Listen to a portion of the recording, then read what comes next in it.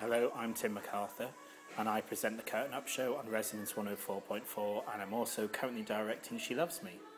And I'm having tea with Wilma. I trained at Mount View Theatre School. Randomly, 20 years ago today we started when I was just a sweet 17-year-old, never been kissed.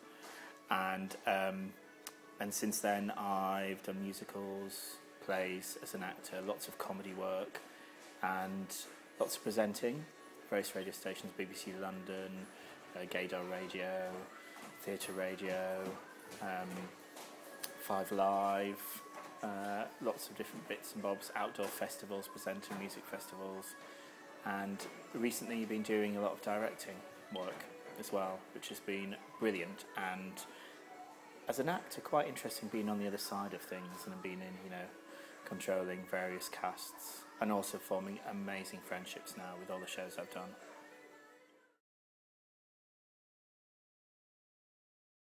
Who is Tim McArthur? That's a very interesting question in 5 words. I think I'm quite driven. I think serious. I can be serious. Funny, I hope. That's really hairy. Actually, I am the hairiest person in show business. I had a dream the other night, actually, that Craig Revel Horwood was presenting some event I was at, and I was at a table, and he was going around saying, and Bernadette Peters is here, and Molly Sugden's here, and all these are random people, and they said, and Tim McArthur's here, who happens to be the hairiest man in show business. And I was like, ha ha ha, laughing, and then he went, prove it. Then all of a sudden Barbara Windsor and Sue Pollard appeared from nowhere, grabbed me around this table and put me on the stage and stripped me. And then I woke up.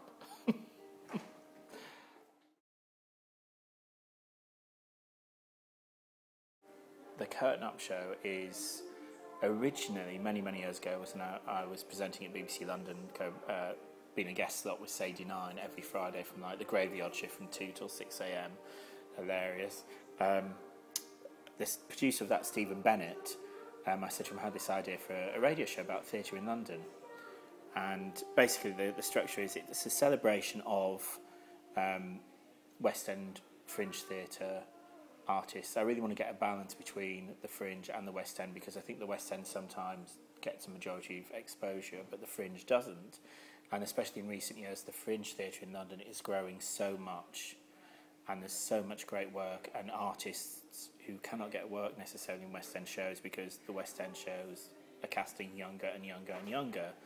I think that artists they can't get the work, so they're turning more to Fringe and the exposure that Fringe is now bringing people. So the guests we had on the last series were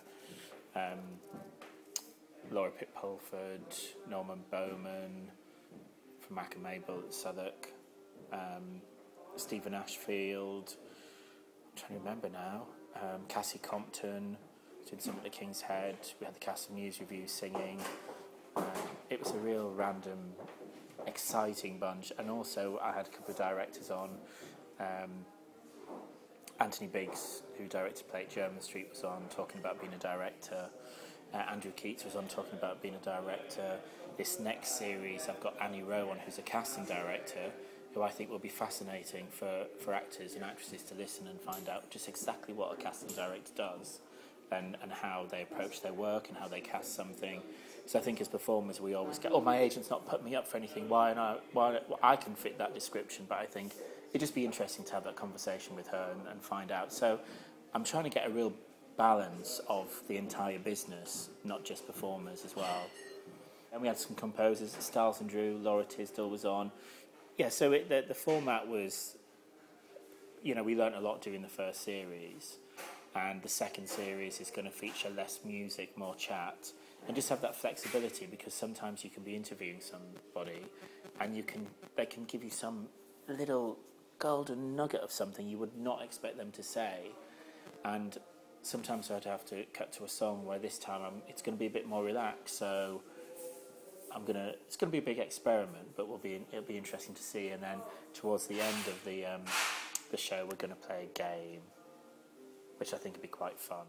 Because the whole point is, as well as, finding out about, talking about people's careers and experiences, but I also think it's important that we get to know about a little bit about the personality of the guests, what they do to relax, what do they want to be if they weren't an actor. Do you know what I mean? It's just a celebration of theatre in London. I like to have that sense of the guests have come round to my flat for a cup of tea or a glass of wine and a hobnob, and that's what I want to make them feel relaxed, because I think the more you relax somebody and make them feel at ease, then you can get more interesting stuff out of them. Styles and Drew were hilarious. So it's really, I'm really excited actually. It's probably been me really, because I sort of sometimes forget the radio. I did say it's just me the discotheque, which is I am the disco, which on the last episode, Nathan Matthews, my lovely producer, gave me a present, which was a T-shirt which he had printed with Je suis the discotheque, and people were twittering it, and it was just, they were like, you just said I am the disco. I was like, well, in my mind, I probably am the disco, but...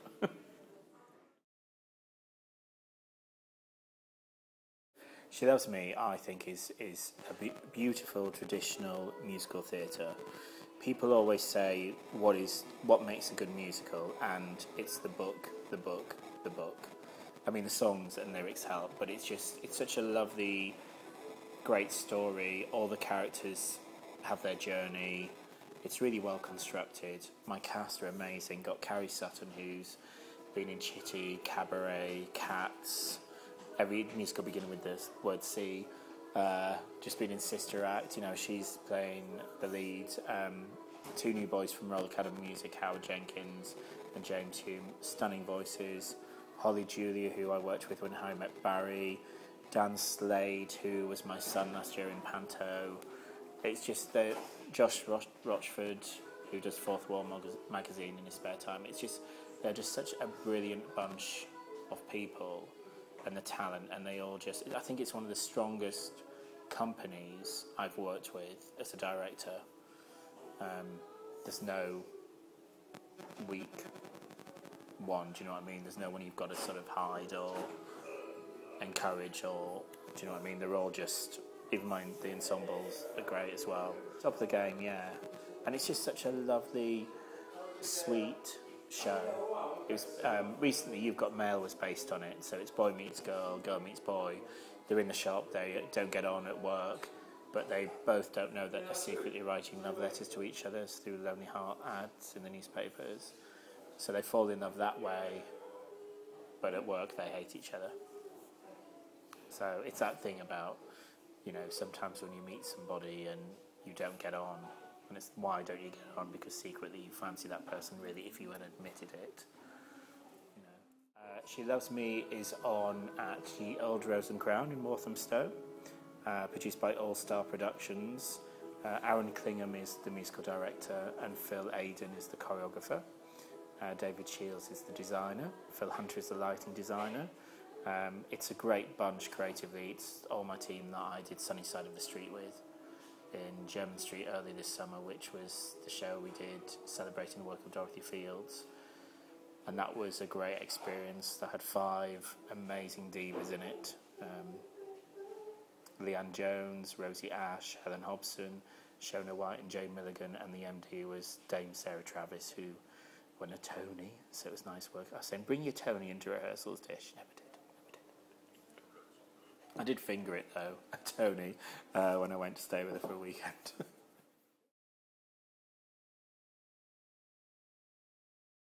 I think audiences in theatre are getting worse. I don't go to the cinema anymore because I can't bear it.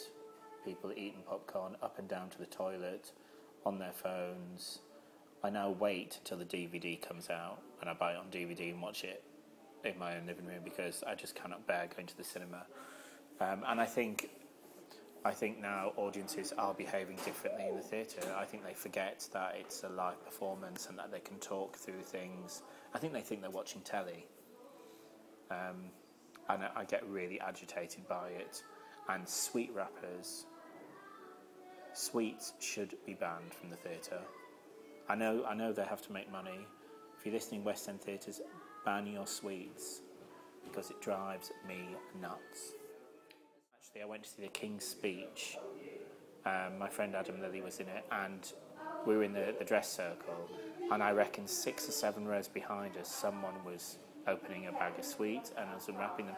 And it got to the point where people were turning around and telling them to shut up. I sound like a grumpy old man, and I'm so not, but I just think it's just so rude and so disrespectful. And I think the theatres, I know they have to make money, but they make money on their wine, or do you know what I mean? They don't actually need to sell sweets in a theatre.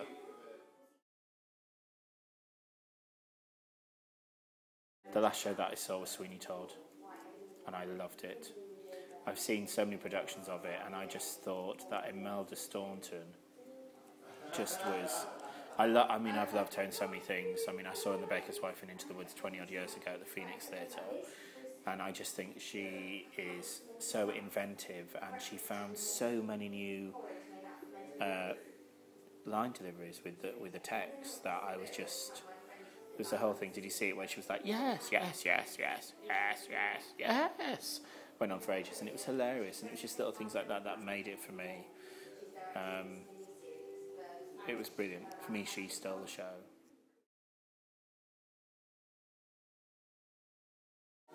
Moby Dick. Metropolis, maybe.